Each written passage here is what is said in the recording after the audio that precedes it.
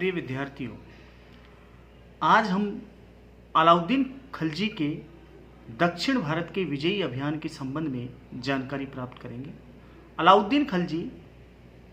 जिसने उत्तर भारत के राज्यों को जीतने के पश्चात दक्षिण भारत के राज्यों को जीतने का निश्चय किया। जैसा कि उल्लेखित है कि अलाउद्दीन खिलजी, जिसने सुल्तान बनने से पूर्व जलालुद्दीन फिरोज शाह खिलजी के शासनकाल में 1296 में देवगिरी राज्य, जो कि दक्षिण भारत का एक समृद्ध राज्य था, इस राज्य पर उसने आक्रमण किया और इसकी सूचना उसने जलालुद्दीन फिरोज शाह खिलजी को भी नहीं दी। कहा जाता है कि केवल इस बात का अगर किसी को जानकारी थी तो उसके सलाहकार,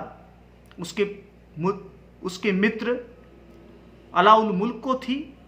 और वो चंदेरी आक्रमण के बहाने से निकला कड़ा से और देवगिरी राज्य पहुंचा और वहां पहुंच करके नहीं उसके तत्कालीन यादव वंशीय शासक रामचंद्र देव को उसने पराजित किया और पराजित करने के पश्चात यहां से उसने अथाह धन प्राप्त किया। जैसा कि उल्लेखित है कि 1296 में अलाउद्दीन खिलजी ने दक्षिण भारत के देवगिरी राज्य को विजित करने के उपरांत वहां से जो अथाह धन प्राप्त किया, उस धन को प्राप्त करने के पश्चात ही उसका मस्तिष्क चकराया और वो शासक बनने के लिए ललायित हुआ। कहा जाता है कि 1296 में ही उसने अपने चाचा व ससुर की धोखे से हत्या कर दी और हत्या करने के उपरांत उसने दिल्ली के तख्त को प्राप्त किया। 1296 में दिल्ली के तख्त को प्राप्त करने के उपरांत जिस प्रकार से उसके पास में अथाह धन आया देवगिरी राज्य से, उस अथाह धन से उसने एक विशाल सेना खड़ी की। जैसा कि फरिश्ता लिखता है कि 4,75,000 की उसकी एक विशाल सेना थी और इस सेना से वह एक नवीन धर्म की स्थापना करने का ख्याल भी उसके मन में आया, जिसे अलाउल मुल्क, उसके दिल्ली के कोतवाल और उसके मित्र ने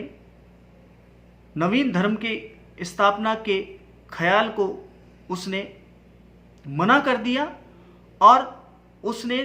उत्तर भारत के राज्यों के साथ साथ दक्षिण भारत के राज्यों को जीतने की उसे सलाह दी। और जिस प्रकार से उसने सिकंदर साहनी की उपाधि, द्वितीय सिकंदर की उपाधि धारण की और उसके पश्चात उसने 1299 से लेकर 1306 तक उत्तर भारत के प्रमुख राज्यों को विजित करने का कार्य किया। 1299 में चाहे हम गुजरात राज्य को विजित करने की बात करें, चाहे हम रणथंबोर की बात करें, चाहे हम चित्तौड़ की बात करें, चाहे हम मालवा की बात करें, चाहे हम जालोर राज्य की बात करें, ये उस समय के उत्तर भारत के ऐसे शक्तिशाली राज्य थे जो कभी दिल्ली सल्तनत के अधीन हुआ करते थे, लेकिन इन्होंने दिल्ली सल्तनत से अपने संबंध विच्छेद कर लिए। अलाउद्दीन खिलजी ने इन राज्यों को जीतने के पश्चात इन्हें दिल्ली सल्तनत के अधीन किया, उन्हें अपने साम्राज्य का अभिन्न अंग बनाया। 1306 में इन राज्यों को विजित करने के उपरांत उसने दक्षिण भारत के जो प्रमुख उस समय राज्य थे, कहा जाता है कि इस समय दक्षिण भारत के 4 ऐसे प्रमुख राज्य थे, जिनमें देवगिरी, जिसे वर्तमान में दौलताबाद के नाम से जाना जाता है, देवगिरी राज्य जिसकी राजधानी देवगिरी थी और यहाँ यादव वंशीय शासक रामचंद्र देव का शासन था। दूसरा राज्य था तेलंगाना, तेलंगाना राज्य जिसकी राजधानी थी वारंगल और यहाँ के तत्कालीन शासक थे राजा प्रताप रुद्रदेव। तीसरा राज्य जो था वो था होयसल राज्य, होयसल राज्य जिसकी राजधानी द्वार समुद्र थी और यहाँ वीर पांडे नामक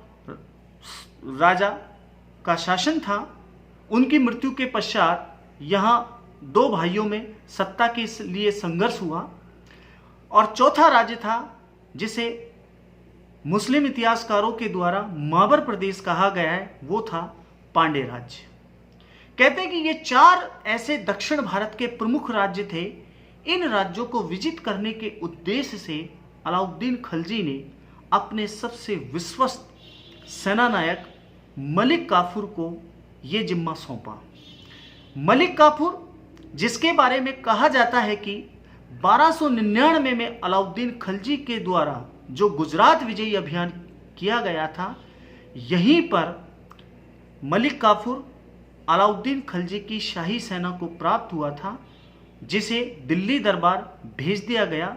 जिसे 1000 दिनारी भी कहा जाता है। यह अलाउद्दीन खलजी का इतना विश्वास पात्र सेनानायक बना कि न केवल इसने दक्षिण भारत के इन राज्यों का विजयी नेतृत्व किया अभियानों का, बल्कि अलाउद्दीन खलजी के अंतिम समय तक यह उसका विश्वास पात्र बना रहा। कहते हैं कि 1307 में अलाउद्दीन खलजी ने जो दक्षिण भारत का विजयी अभियान की जो शुरुआत की, वो देवगिरी राज्य से की। देवगिरी राज्य, जिसके बारे में कहा जा चुका है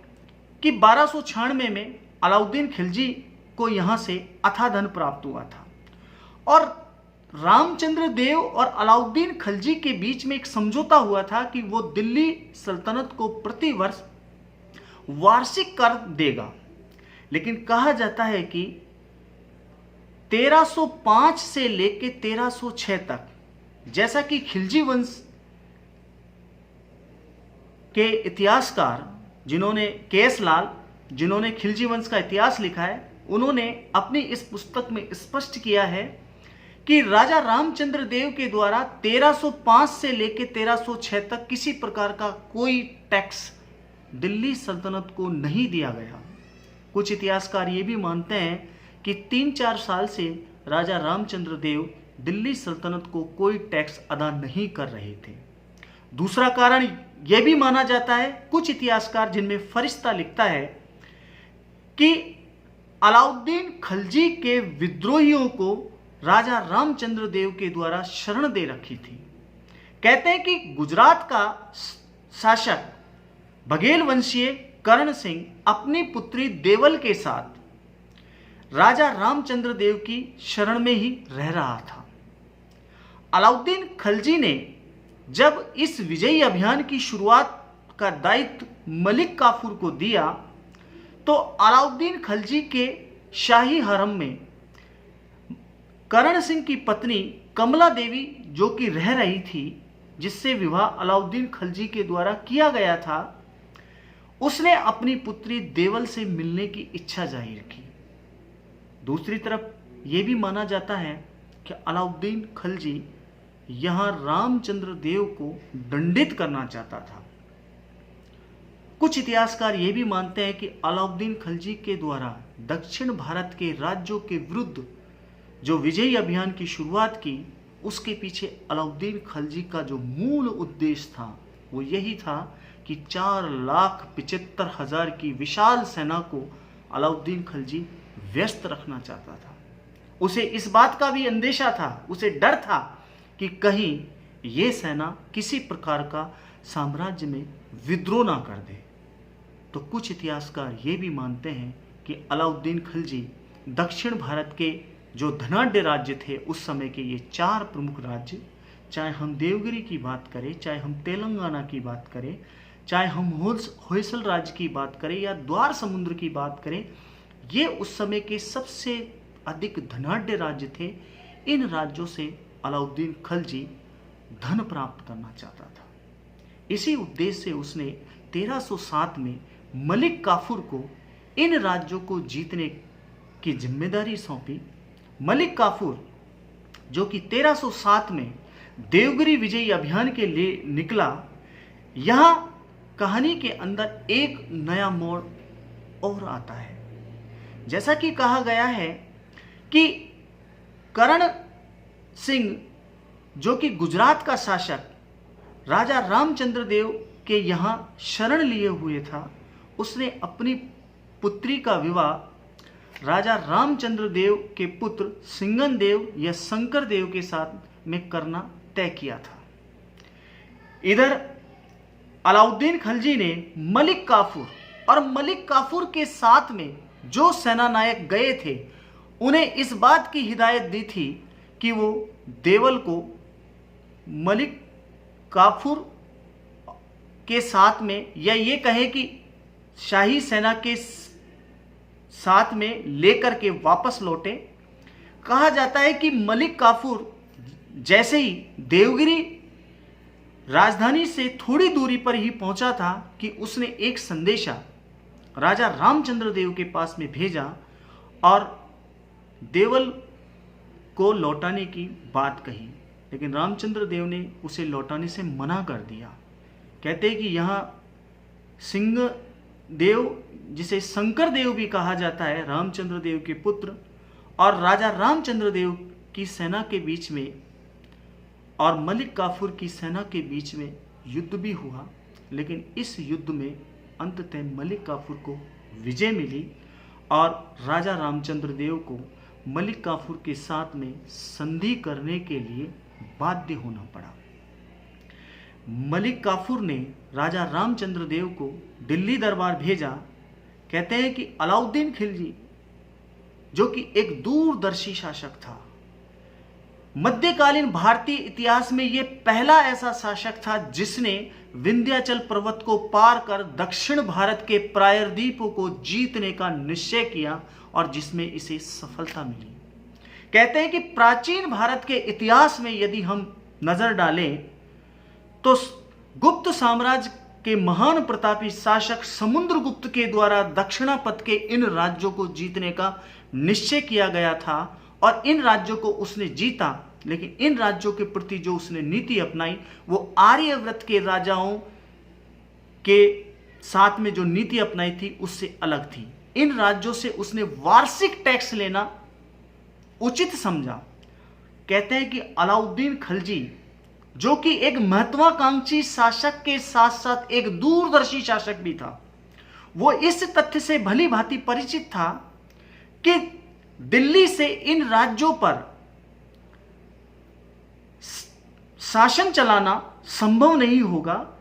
और जहां तक इन राज्यों की जो भौगोलिक स्थिति है वो इनसे भी वो परिचित नहीं था। इसलिए कहते हैं कि उसने इन राज्यों के विरुद्ध जो नीति अपनाई